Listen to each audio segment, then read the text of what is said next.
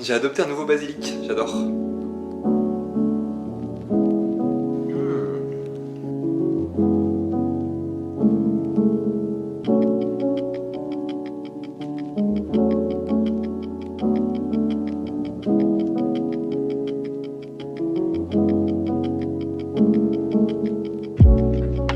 Comment allez-vous les amis? Merci, bienvenue sur cette vidéo, merci d'avoir cliqué sur cette vidéo qui est encore une journée dans mon assiette. Je pense que maintenant, vous commencez à être habitué à ce genre de format. Bienvenue, vous êtes en Estonie, vous êtes mon invité et on va manger ensemble aujourd'hui. Juste petit disclaimer avant de commencer cette vidéo, j'ai en effet galéré avec la nourriture, le poids, la restriction, les régimes, une grande partie de ma vie.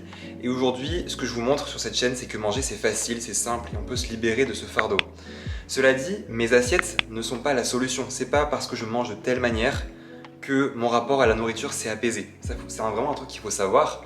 C'est qu'en amont, moi j'ai fait un travail sur mon mindset, sur ma mentalité, sur mes émotions, sur mon identité. Et non pas sur mes assiettes. Mes assiettes sont simplement le reflet de mon mental, de mon rapport apaisé à la nourriture. Et voilà, j'ai un peu rééduqué mon cerveau, mon mental et mon mindset pour manger normalement. Mais mes assiettes ne sont pas une fin en soi. Et je voudrais pas vous induire en erreur en vous faisant croire que c'est grâce au fait que je mange comme ça, que c'est facile pour moi de manger et de me libérer de la restriction en fait. Ça fonctionne pas comme ça. Tout part en fait de votre mental et finalement vos assiettes ne sont que le reflet de votre santé mentale et de vos idées et de votre schéma mental. Et je commence ma journée avec mon premier repas qui est un overnight porridge. Donc un porridge qui a reposé toute la nuit, que je fais la veille comme ça. Le lendemain matin, j'ai pas besoin de préparer mon petit déjeuner, c'est déjà prêt. J'ai aussi découpé des poires pour mettre sur le dessus. Et bonne nouvelle, aujourd'hui je vous montre comment je le fais. Il est hyper simple. Donc j'ai, je pense, entre 40 et 50 grammes de flocons d'avoine. Et je vais mélanger mes flocons d'avoine avec une scoop de protéines. C'est celle à la vanille de chez Sink, qui est délicieuse. En fait, ce qu'on va faire, c'est mélanger tous les ingrédients secs ensemble. Et j'y ajoute aussi une bonne cuillère de cacao en poudre. Une fois que c'est mélangé, je viens creuser un petit puits. Et je viens y verser 200 ml d'eau. Des fois, je prends du lait, des fois, je prends de l'eau. Le résultat est quasiment le même. Il n'y a quasiment pas de différence, en fait. Et moi, ce que j'ajoute à l'intérieur, c'est ce caramel. Niveau goût, je dirais que ça ressemble à une confiture de lait et à du caramel au beurre salé breton. La composition de ce produit est incroyable parce qu'il y a 3 ou 4 ingrédients. C'est juste en fait du lait de coco de bonne qualité, du sucre de canne et une pointe de sel. Donc on est sur du 3 ou 4 ingrédients et c'est vraiment mon produit préféré depuis que je suis vegan. Je pense que c'est ma meilleure trouvaille. Et donc c'est très simple, il suffit de le placer au frais quelques heures ou toute une nuit pour le lendemain matin, pour votre petit déjeuner.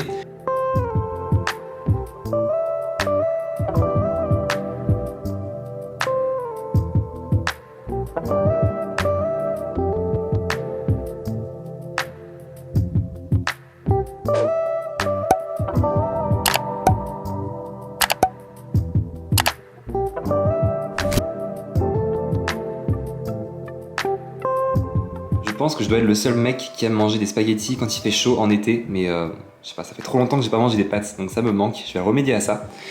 Et j'ai envie de faire une sorte de sauce épaisse, un peu à la carbonara, je sais pas si on peut dire ça comme ça. Du coup, j'ai du lait de soja ici, nature, et je vais venir l'épaissir avec de la farine de riz en fait. J'utilise toujours de la farine de riz pour épaissir mes sauces. Ici, on a du tofu fumé, on a du romarin, de l'ail, je vais venir mettre un petit peu de paprika, de sauce soja pour saler, du poivre évidemment. Ici on a de la levure maltée, donc de la levure alimentaire. Et je pense qu'avec tout ça on va pouvoir faire des merveilles. C'est parti. Ok, donc mes spaghettis sont en train de cuire. Pendant ce temps-là, moi j'ai découpé des petits bouts comme ça. Je sais pas si on peut appeler ça petit lardon, mais voilà.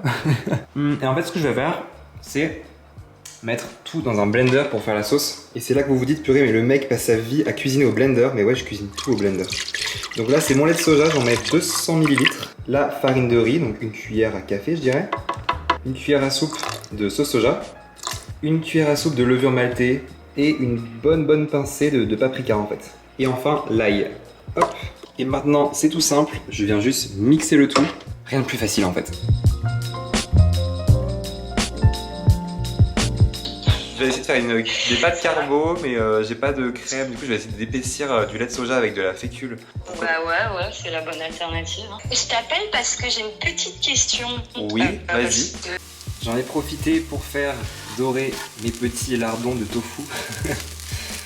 Voilà, ça sent trop bon. Et je vais venir verser en fait la sauce par-dessus et venir la faire épaissir. Grâce à la chaleur, hop là. Je suis assez impressionné de voir à quel point ça s'épaissit instantanément, mais c'est encore un peu liquide, donc je vais attendre, mais ça devrait être pas mal. Je pense qu'en 2-3 minutes là, je vais obtenir un bon résultat. Bien gourmand, bien épais, bien crémeux. Ah bah non, finalement j'avais dit que j'avais cuisiné pour 2, mais en fait c'est parfait. J'y ajoute aussi un petit peu de romarin. Je sais pas si ça va avec, c'est un test franchement. Et une magnifique feuille de basilic.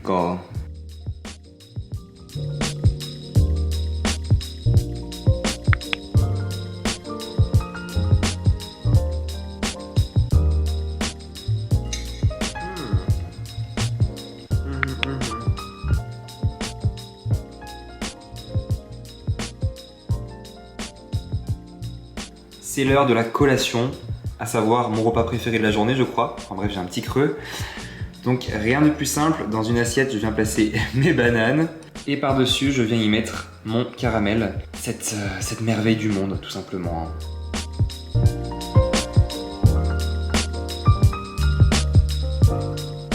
Ce que je fais toujours, moi, je mets un petit peu de coco râpé par-dessus. Mais je pense que si vous me connaissez, ça y est, vous savez que la coco râpé et moi, c'est de l'amour.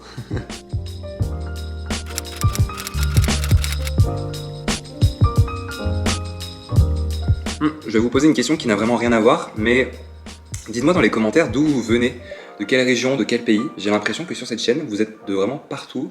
Quand je vois même les personnes qui rejoignent mes programmes, c'est de partout en Europe, c'est un truc de fou, et ça me surprend. Donc je suis très curieux de savoir, toi qui me regardes, tu viens d'où, de quelle région, quel pays. Ça m'intéresse vraiment.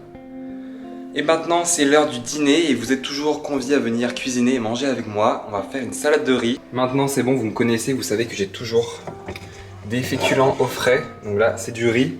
J'ai aussi un reste de roquettes, donc ça va être parfait, je vais mélanger les deux. Et donc, qu'est-ce que j'ai? J'ai des petits poivrons, tout petits, tout mignons, orange, jaune et rouge, des tomates cerises, de la cacahuète, des belles feuilles de basilic, de la levure nutritionnelle, du citron vert, du concombre, du romarin. Et pour une belle sauce, je vais mettre de la moutarde, de la sauce soja, du vinaigre balsamique, un petit peu d'huile d'olive. On va aussi utiliser un sucrant pour la sauce. Là, je prends un sirop de date, mais toi, tu peux utiliser du sirop d'érable. C'est à peu près la même chose. Et voilà, je découpe tout. Donc le basilic, le romarin, le concombre découpé aussi, les petits poivrons, les tomates cerises. Elles sont tellement sucrées, tellement bonnes. Les cacahuètes. En fait, ce que je vais faire, c'est tout mélanger ensemble. Par-dessus le riz, je mets toutes les crudités, tous les aliments. Je verse la roquette. On va venir tout mélanger. Je mets une cuillère à soupe de vinaigre balsamique, le jus d'un demi-citron vert, un peu de moutarde, la cuillère à soupe de sauce soja, une petite dose de sucrant, donc là sirop de date, un soupçon d'huile d'olive, et décidément tu vas dire purée, le mec en met partout, mais je mets de la levure alimentaire, de la levure maltée. Voilà, c'est tout mélangé et je n'ai plus qu'à verser la sauce par-dessus.